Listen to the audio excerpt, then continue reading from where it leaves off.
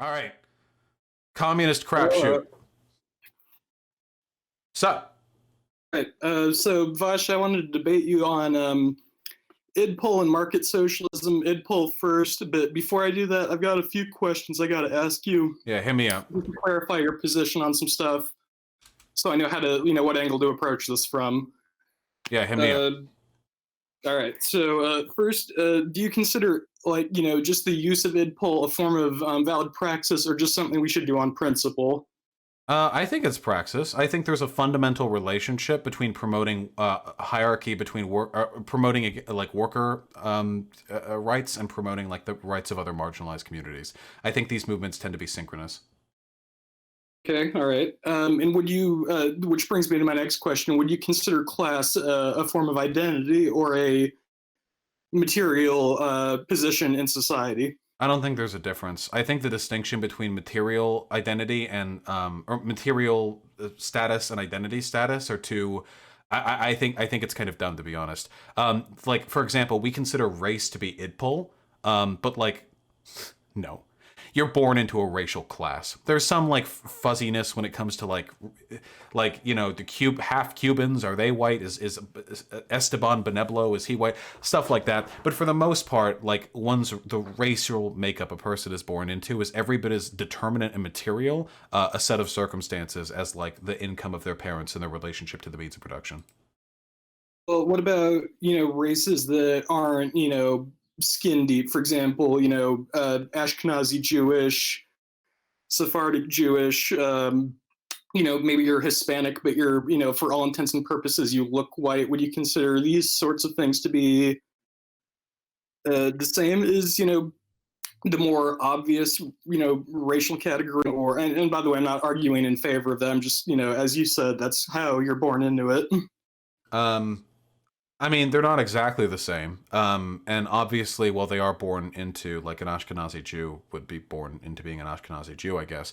There is a lot more leeway there when it comes to their relationship to the power structures they're born into, because it's not like being born black. It's marked quite as it's not denoted quite as evidently to everyone else. I think the distinction between the two can be a little bit misleading. There are a lot of people who act as though we need to focus on like class hierarchies first and all other forms of hierarchy second, which is very strange to me. I thought socialists were ultimately pursuing the goal of destroying hierarchies along, lines of privilege.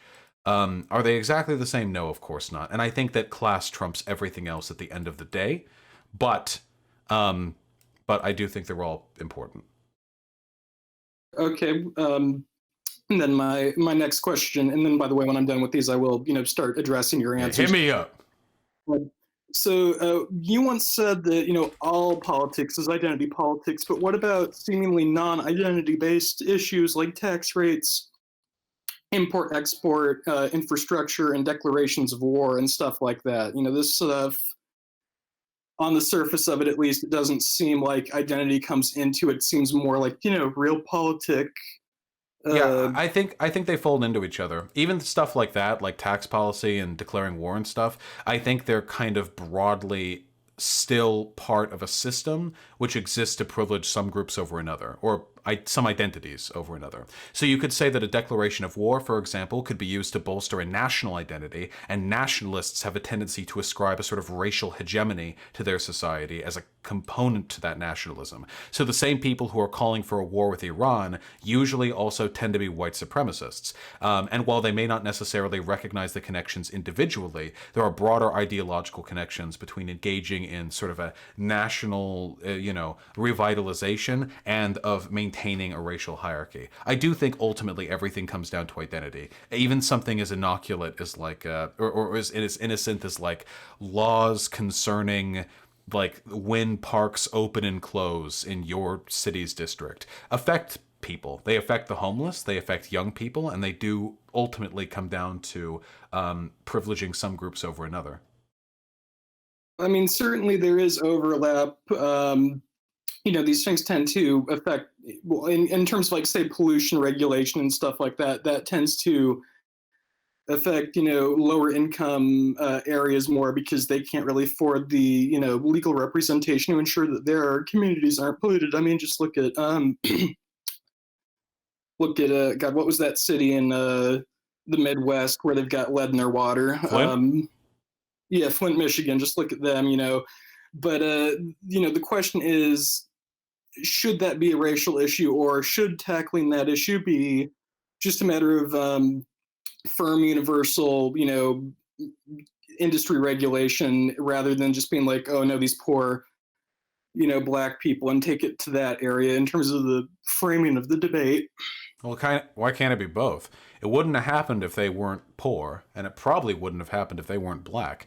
Those two things had to, coincide with one another. Wealthy people are never going to be subjected to the kind of substandard housing regulations that would lead to having lead in their water. Or not broadly wealthy communities, and the white people usually aren't tossed to the side the same way that that black people are when it comes to like broader redlining and like a top-down like housing planning decision making. I don't think they have to be mutually exclusive. I think there's benefit in pushing it both ways. Anyone who says it's just a race issue to the exclusion of class is delusional, and I'd say the same the other way around. That's the thing, though. It's like if you make it we can't enforce, how everyone else talks about these sorts of things, or we can't frame it for other people and everyone who's having that discussion. So when people do make the distinction of oh, it's just a race thing, I feel like you have to combat that by making it a universal sort of economic generalization, because there are plenty of, white communities that have dealt with, very similar pollution, whether it's, coal mining towns in West Virginia, or that chemical plant in Texas that poisoned their water. There was a whole movie about that back in the 90s. Yeah, It sure, just but seems like what do we lose from introducing racial analysis to the mix? There are definitely some things that specifically affect black people in a way that don't, affect non-black people, no? I mean, for example, what? Well, police discrimination, the criminal justice system, courts, policing in black neighborhoods, the rate of incarceration for certain things, particularly drug possession, the fact that legislation is often targeted towards what do you call it, the disenfranchisement of black people, keeping them from being able to vote, like that North Carolina, or was it South Carolina? That one of the Carolina cases where the state legislator actively targeted means of voting that were most heavily associated with black folk, and then tried to get rid of those. These are specifically racial things. Like, this isn't just a class thing. And I think we lose a lot of interpretive utility when we relegate this exclusively to like a class discussion. I'm not so sure. I mean, the voter restriction, tactics that they use, they affect way more than just black people. I mean, it's primarily black people for sure. But And they the did people it who to did it might target have black had people. what? They did it to target black people. I mean, if it No, I disproportionately affects understand that. one I'm saying that minority group, shouldn't we? even if someone is, targeting black people specifically, odds are that they can only legally do something that would affect other races as well, if that makes any sense. Like, they can't just come out and say, fuck black people. That doesn't mean it's not a black issue, no? I mean, just because they have to do so within the letter of the law doesn't mean that it's not a race issue. I mean, it's a matter of fact. Black folk get like arrested 4 times as often for marijuana possession as white people, despite both racial groups smoking it at about the same rate. I mean, that's No, just a race thing. That you can't look at that and go like, oh well, it's just because of the poverty. It's not. Poor white people still get picked up at a much lower rate. It's because of race. no doubt. I mean, there's definitely racial biases in law enforcement, but you can't honestly believe that there's never been a white person who's been wrongfully incarcerated for marijuana possession. I mean it's anecdotal, but my cousin actually was sent to that tent prison in Arizona for marijuana possession. That was run by Joe Arapaho, that bastard. And he's white, or Yeah. Wait. Jewish rather, but still. Oh, so white. I see. No, I'm kidding. No, wait. Why does? But what relevance is that? Black people No, are I'm just saying that it's disproportionately like targeted. I'm not saying it you know, literally only happens to black people. If I wanted to look at it, there are probably a lot of policies that disproportionately target the poor that also affected a few wealthy people too. I could probably like look at a city and like find redlining lines, like which districts have been targeted with more punitive policing and housing policies, and then maybe I can find like a few shop owners in there, petite bourgeois, and then I'd say like, oh, it's not a class issue. Look, it affects the bourgeois too. Like, no. It doesn't have to affect only one group to the exclusion of all others. It just has to affect a group disproportionately for it to be an issue for that group. no, again, I understand that. I'm not saying that minorities do not have it rough in America or even have it worse than the average white person. I'm just saying that in terms of effectively combating this stuff, you want to get as many people on board as possible. And the way that the racists have to go about Wait, enacting these sorts well, of wait. targeting. What? That was a different point. So you're saying you don't want us to advocate for black issues specifically because it's alienating to non-black people? That's basically it. And I don't see I just don't see the value, I suppose, in making something framing something in an identity issue rather than a class issue. Because because identity is a form of class, and it's not a matter of framing. It is I don't think mathematically a race issue with the issues we're talking about here. It's not a matter of interpretation. It is specifically and overwhelmingly targeting disproportionately racial minorities. That's an empirical concern right there. And as for your argument that it would be alienating, it's alienating to discuss class issues. I don't know if you've noticed, but it's not like most poor folk are socialists, you know? Go to any of the Midwestern or Southern states and ask your random poor folk. You're probably not going to find yourself a Bernie supporter. All identity issues are fundamentally alienating, but we have to overcome that alienation and work together as a collective if we want to make positive changes. If we did what you're suggesting, we never would have gotten rid of slavery or the Jim Crow laws because we would have just been like, oh, well, there are some white slavery was slaves too. Let's just focus on the class issue. I mean, slavery is or was rather a class issue. I mean, Why did it only target black people then? it didn't originally. There were also, Native American slaves It and it overwhelmingly. I mean, you the know, slaves I like in America, this is like 99.9% black people. The whites were usually indentured servitudes who were paying off debts being sent over from Europe. But even then, their children weren't born slaves. They were just indentured servants. After 8 or 10 years, they got to get going. Black folk, they've been in that trade for generations. It's definitely a race thing. The whole modern I archetype mean, of it wouldn't racism is oriented around the slavery as it existed back then. there wouldn't even be the institution of slavery if there wasn't a economic material motivation for it. It's people But that doesn't mean it specifically ain't a race issue. no, but it's it was primarily an economic thing. You really had to end the cotton economy to Wait, even after slavery was like legally abolished, you still had Jim Crow and all of that, which really only subsided with the death of the that don't planter make it a economy. race issue. Just because two issues intersect doesn't mean it's not. If it was just a class issue, they wouldn't have just picked black people. And if it wasn't, I'm sorry, if it wasn't a race issue, then they wouldn't have just picked black people. And if it wasn't a class issue, then sure, they probably wouldn't have had slavery as they did. But here's an interesting question for you. It would have been better for the economy from day one if after the abolition of slavery, black people had been integrated as full citizens. Instead, due to Jim Crow laws, businesses wouldn't allow them in. Businesses would literally not accept black money, even though it would have been better for their industry. And as we know, enfranchised, educated, literate citizens are much more economically productive than disenfranchised, illiterate, uneducated citizens. And yet, we kept black folk in the state we did for nearly a century after the abolition of slavery.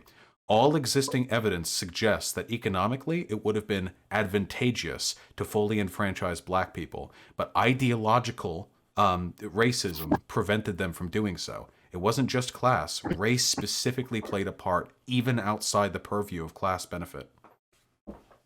See, you say that, but that's only from a sort of modern, you know, sort of very general point of view. It's for the planters themselves. modernization of the economy, increased productivity, all that sort of thing, that would be death for their, way of income, their way of life.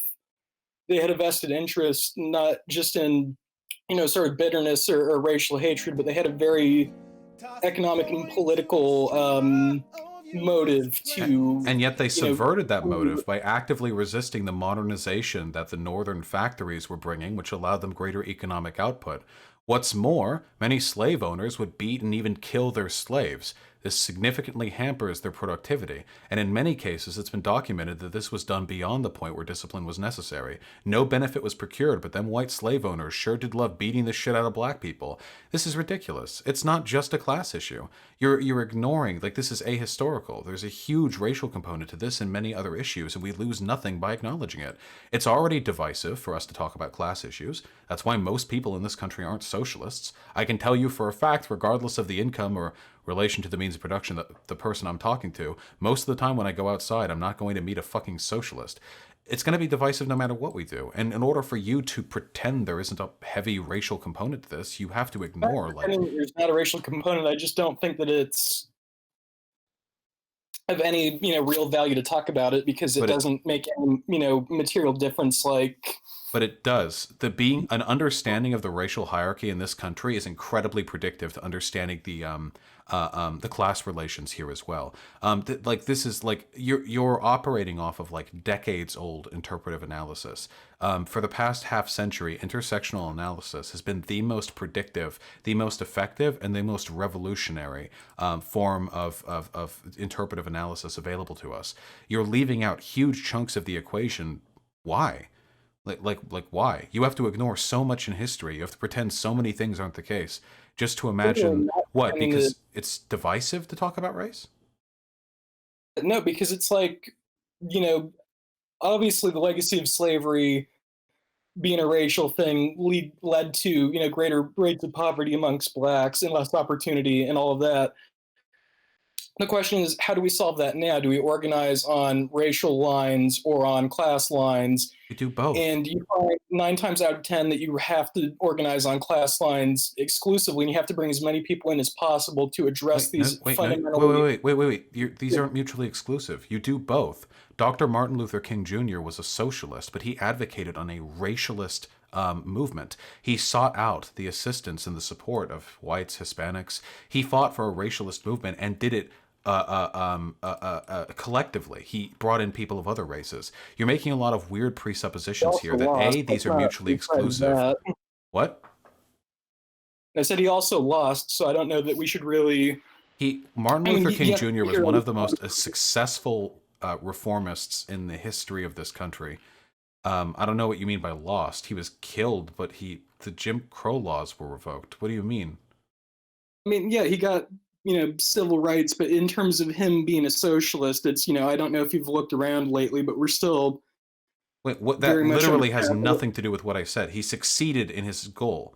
His movement was primarily racialist. It was a broad coalition, and he succeeded.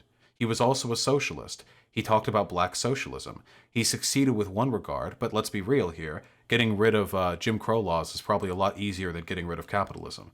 I don't know what you mean by he failed. You think that as a black man he would have been more successful if he had ignored race entirely in 1950s America and just marched as a socialist? He wouldn't have had any support, like, at all. In fact, there's a great unifying component to people's collective rejection of the Jim Crow laws back at the time. If he had just been walking around talking about rejecting fucking capitalism with no racial component in a time of racial apartheid and the disenfranchisement of the black Americans, he wouldn't have gotten any support. Say that, but I mean, there were black communists at that time who, were also part of that movement who, Who lost, and what? who accomplished nothing. At least Martin Luther King Jr. succeeded in his racialized goals. I can't help but notice, as you said, we do not live in a socialist society. Those black communists who focused only on class lost in every respect. Martin Luther King Jr. succeeded in one. Uh, all right. Well, let's just agree to disagree on that. I I mean, don't agree to disagree. You're empirically wrong here. This is an ahistorical way of looking at the world. it's not historical. I mean, look, we're living under the era of Trump right now. I don't think that, we're in this sort of racially homogenous, everyone getting along kind of deal that he was going for in terms of like even his "I Have a Dream" speech. We're nowhere near that. Wait, MLK didn't accomplish anything because he failed to end racism? I just, in a manner of speaking, yeah, he failed to change society in any He permanent, changed society material way. massively. He just didn't end racism. Also, Martin Luther King's accomplishments have been more successful than the accomplishments of every socialist revolutionary in the history of this country combined. You know that, right? Like Martin Luther King ended segregation. We're still in a capitalist hellhole. Did You he though? can't just focus on socialism. There are many axes of oppression that are not mutually exclusive that you have to focus on. I mean, correct me if I'm wrong, but you yourself have in the past said that segregation, racism, violence against blacks, hate crimes, all of that have been going up recently, right? Am I incorrect in that? That doesn't mean that he failed. That just means that society is trying to compensate for a lack of apartheid to maintain their racial hierarchy, a system that only makes sense through my analytical framework, by the way. I'm just Why saying did for why did the it, drug war start? The drug war hasn't made the US any money. In fact, it's cost us hundreds of billions through policing and through jailing folks.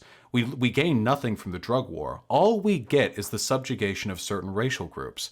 Why would anyone, why would any person, why would any president choose to do that if there were not a racialized component, a specifically racialized component to that oppression? Nixon said it. He wanted to keep the black folk under a boot. It didn't provide the U.S. any class benefit. The bourgeois were not enriched by this, unless you're counting Mexican drug cartel bourgeois.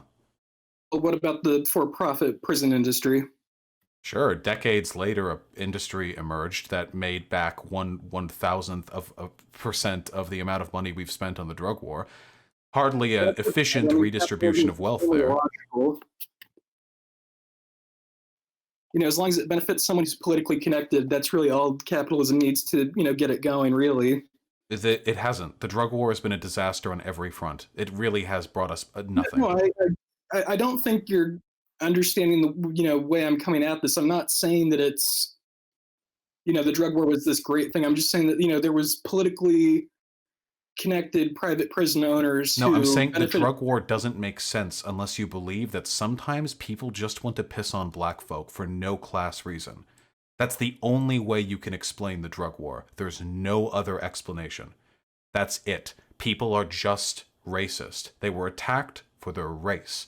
It has nothing to do with enriching private prisons. The drug war was commenced long before private prisons became a major industry. It's cost us, Have been probably at around this point, since over $1 centuries trillion colonial just from times, Josh. increased I don't know if you're recidivism. aware. Huh? I said private prisons have been around since colonial times in America. I don't know if you're aware of that or not. Yeah, but as an industry, the idea that they've like taken prominence and like massively profited off of the drug war is a fairly new phenomena. The drug war has been overwhelmingly expensive. If they just wanted to privilege people by their class, they could have just laid out a tax cut. But instead, they chose a system which harms minorities very specifically. And again, only minorities. The drug war is pretty much exclusively targeted against people of color. These are not incidences that can be accounted for under your class reductionist system. Okay, well, that actually is a perfect lead in for my last question in terms of idpol. So, what exactly do you think the consequences of class reductionism are? I hear that term get thrown around a lot. Oh, you're But promoting like, white supremacy right now.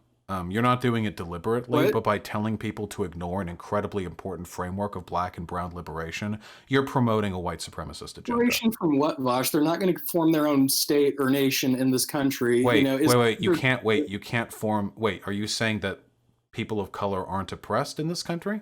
I'm saying they're oppressed are all working people, but it's like if you No, frame no, it no, no, as no. Even bourgeois black and brown people are oppressed for their race. bourgeois black and brown people, they're still our class enemy, I never are they said they're not? not. Why are you pivoting? I just said that they're oppressed for their race. So Who yes. cares? I mean, honestly, Wait. Who cares? This is exactly what I mean. yeah, So, wait, really quickly, because I think that's the most apt thing you've said so far. I agree. You don't care. And your excuse for not caring is every bit as legitimate as the excuse of some racist saying they don't care about black people just because. Or some wealthy fucking industrial autocrat saying they don't care about the plight of the worker just because. At the end of the day, you're just not comfortable talking about those issues. And I don't know what your personal reasons are for it, but Okay, well, now frankly, you're just you're taking in. your prescriptive and descriptive assessments of history are less accurate than mine, and the way in which you're doing this promotes racial supremacy because you're I actively really studied downplaying the importance of racial hierarchy.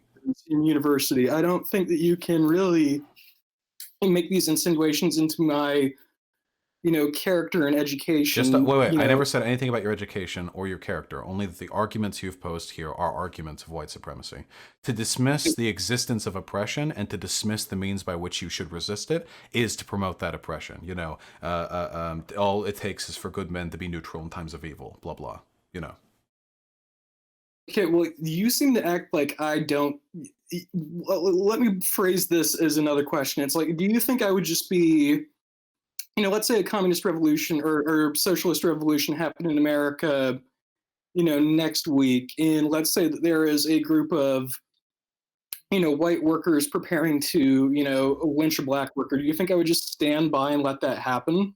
Whether or not you personally would be accompaniment to a lynching has nothing to do with the fact that your arguments promote white supremacy. They don't, though, because I'm attacking the economic institutions that empower that. In the Racism first, existed before capitalism, and racism will exist after capitalism unless it's addressed.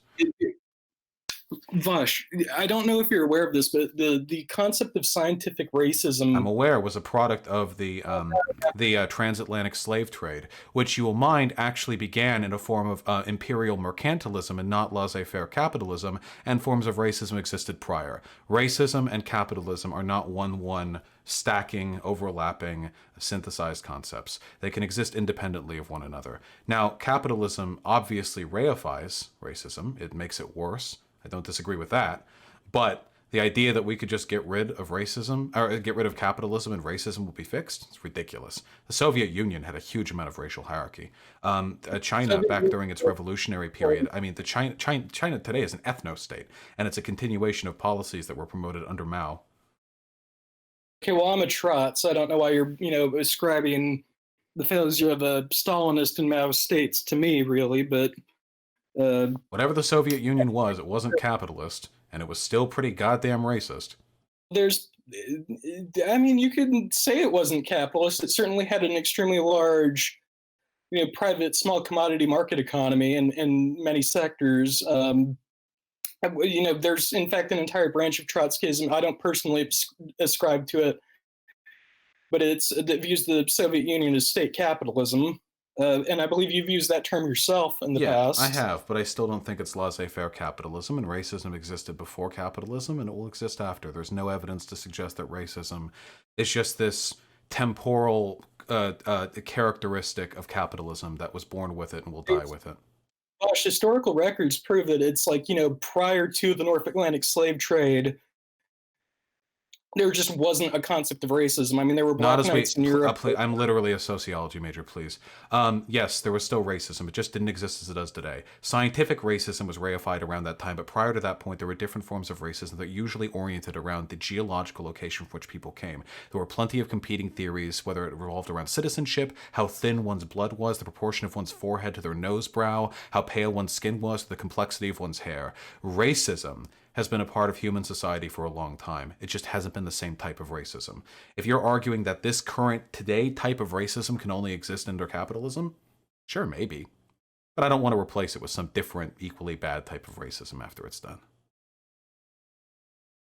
I mean, I just don't see how you could possibly think that. Well, again, it's like if it's, as you say, something that's been with us for this long, I don't think you can even really fix it, to be honest. If we're Well, oh, wow, really. how quickly we run to that, huh? Damn, No, well, no. class hierarchy has been around for longer than racism has, so you're right, actually. I agree. We should appeal completely to naturalism and just accept that just because a hierarchy has existed for a long time, we shouldn't try to fix it. Very, That's very not what big I'm brain. saying You at do all. you do realize that's a white supremacist argument, right? Well, racism has been around forever, so what's even the point in trying to fix it? My bad. It's just, seriously, it's like How do you think we solve it at all if it's We've been not? solving it. You be anti-racist, promote the values and the camaraderie of brown and black people in this country. Work to fight against racist policies. We're less racist now than we were 100 years ago. We're clearly doing something. We're less racist than we were a century ago, but more capitalist than we were a century ago. So I think in a way we're actually making much more headway. Maybe the inevitability is class hierarchy. Maybe actually all we can hope for is some austere neoliberal, anti-racist, anti-sexist wonderland. I hope not, but if your argument that we shouldn't even waste our time trying to fight against racial hierarchy because it's been so historically rooted is valid, then the direction we should go in isn't socialism, my friend, but neoliberal egalitarianism. Wait, are you arguing for neoliberalism right now? I'm very confused. I'm arguing for your framework that if a hierarchy has existed for a long period of time, that there's no point in fighting against it. That is not my argument. You're completely misconstruing what I'm saying. Didn't you just say, did you not just say, after I pointed out that racism has been around for a while, that you were like, well, maybe there's no point in fighting it if it's been around for so long? Well, no, because it's from my frame of view, racism has not existed prior to capitalism. That's where I'm coming from. I don't care. But you're wrong. It's not where you're coming from. You're just empirically wrong.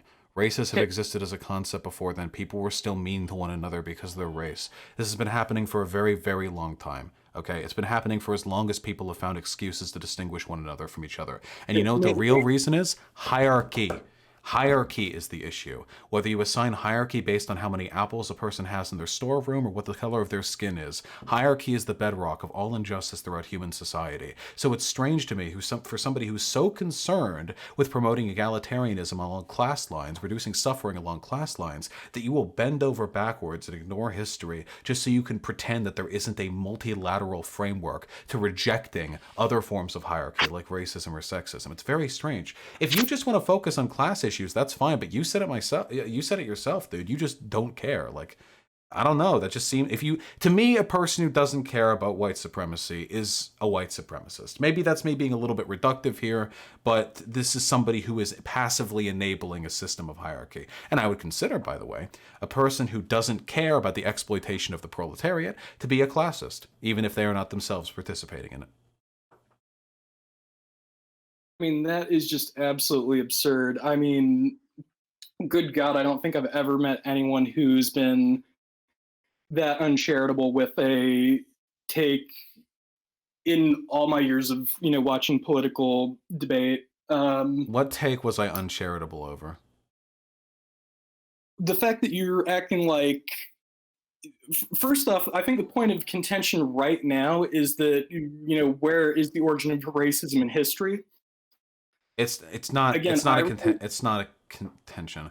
I don't know what YouTube videos you've watched, but this is just a fact. Racism. I haven't watched any YouTube videos. Howard Zinn, a renowned leftist historian who wrote The People's History of the United States, says in that book that historically the concept of racism came out of the colony of Virginia after a multiracial rebellion against English rule called Bacon's Rebellion. Yeah, except I've read that book and I know what he was referring to.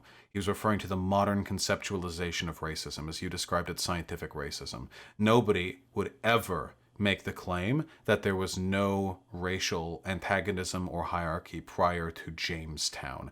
In fact, I mean, Jesus Christ, I mean, you can read what people wrote back then. Fucking Plato was writing about like racial hierarchies between the brown-skinned Sudanites and the weak-blooded Nordic men from the north. Like this is just it's been around for a while. A sort of geographic nationality. Well, not even nationality. That was just like a war between city-states, kind of. It was no. It was race. It was just a different type of race. It wasn't scientific racism, but it was still race. I don't think you can make that claim, especially considering that they were at that low of a theoretical... Wait, racism doesn't have to have a certain threshold of scientific justification before it becomes racism. Why the fuck did all the countries expel Jews back in Europe? Why the fuck were there highly racialized arguments between like the Greeks and the Persians? Why the fuck did fucking every society across the earth have different theories about how their group of people was better than other group of people? This isn't just nationality. They believed it was in their blood. Racism is old as time. time. People just like being hierarchical. We gotta beat it out of them, you know. Like, here's my question to you. I'll leave you on this question, I think, because I'm actually interested in hearing. Okay, so right now, this is just a fact. There are people who fucking hate black people. Like, personally, they just don't like black people. You know, lots of them, in fact, kind of crazy. And say we snap our fingers. Okay, we snap our fingers. Socialism, kablamo. No more capitalism.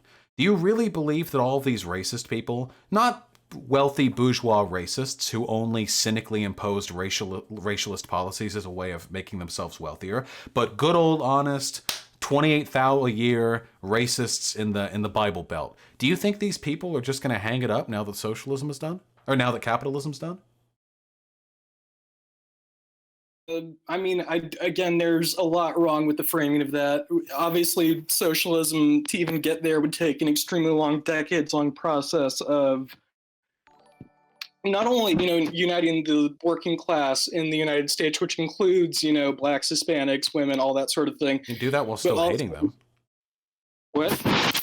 You can do that while still hating them. Unions around the turn of the century would sometimes include black people, but that doesn't mean that black people didn't experience racism. The very existence of Nazbols completely invalidates this perspective. There are socialists in this country today who want to seize the means of production, but also want a white ethno-state.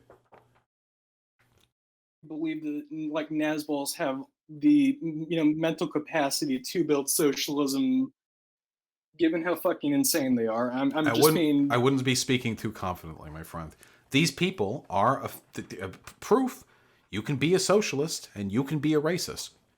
I don't think that you're a good socialist if you're a racist, but I think a good socialist should oppose hierarchy in all of its forms, mind you.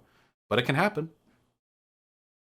dude, this is the PragerU slash Destiny, argument just rephrased to fit your own, What PragerU you know. argument am I making? No, seriously, you've seen the PragerU vids where they say like, "Oh, the white working class is, too racist. If you want socialism, it's going to be." I think Destiny, in his debate against you, not the last one, but the one before that, said almost exactly that. Wait. What? Okay, wait. Hold on. You're doing something to your mic, and it's making a loud noise. Wait. What am I? Wait. So you're saying I'm making a PragerU argument? What PragerU argument? We're not prepared for socialism. Lefties hate black people, that kind Wait. of I thing. never said that. I'm just saying the existence of So that, so socialist. Wait. It's funny that you talk about uncharitable interpretations of my argument when you would throw a wild curveball like that.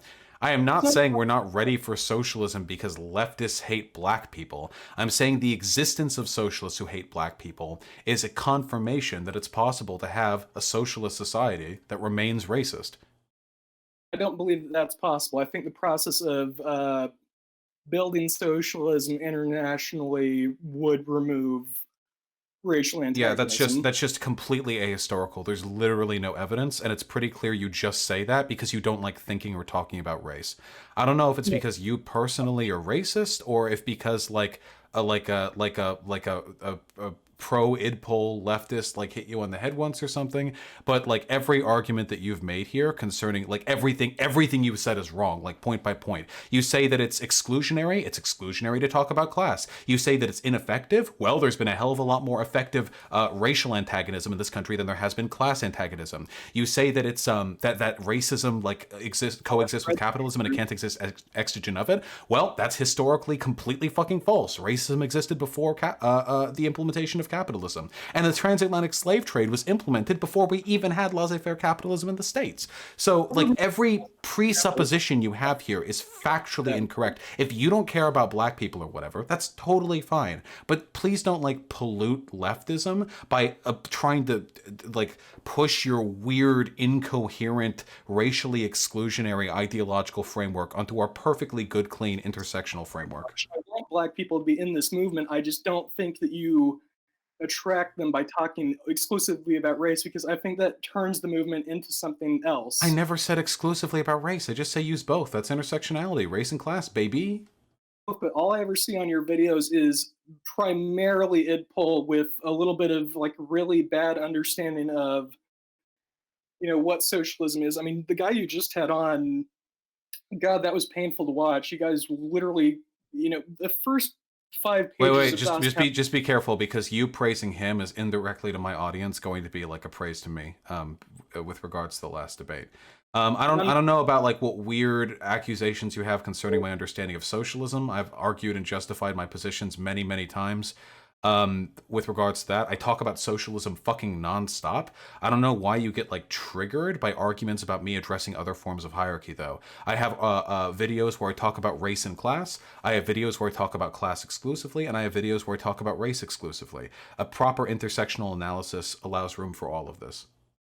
I don't think your understanding of class is good because you focus on IDPOL. I don't think you understand. Yeah, this is the same like vacuous Nosbel argument I've heard 1,000 times about how my understanding of socialism is somehow compromised by my completely historically verifiable understanding of like racial and gender hierarchy as well. It's just this really all of this is fundamentally you being uncomfortable with addressing other forms of privilege, you not liking it, it doesn't like feel right, and you trying to like post hoc justify how me caring about it actually makes me a worse socialist. It's not going to bite, my friend. You have to be an intersectional socialist to be a decent socialist.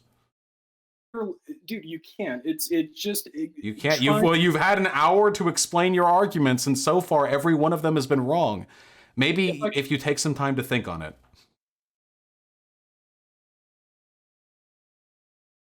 Also, yeah, I'm just going to end on one last point.